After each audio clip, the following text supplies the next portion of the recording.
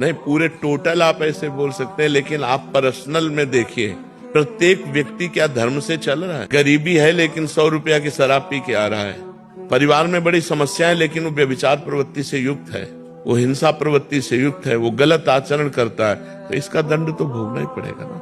ये धर्मशील देश है, ये कर्म भूमि है। अन्य देशों को ऐसा नहीं कहा गया, हमारे शास्त्रों में भारत को कर्म भूमि कहा गया है।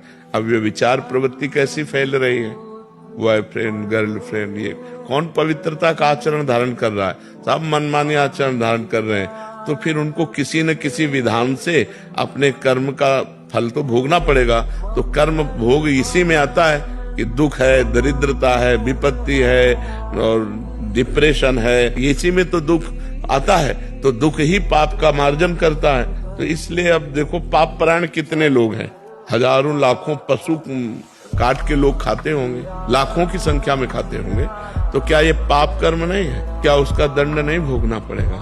हाँ, टोटल अगर हम बोलते हैं तो धर्मशील, शांत, प्रिय और दूसरों का उपकार करने वाला देश है। तो इसलिए टोटल तो हम कह सकते हैं कि हमारा देश धार्मिक देश है, शांति प्रिय देश है और दूसरों का उपकार करने वाला देश है। लेकिन सब नहीं है, इसीलिए सब भोग रहे हैं, इसलिए अपने अपने कर्मों का फल भोग रहे हैं।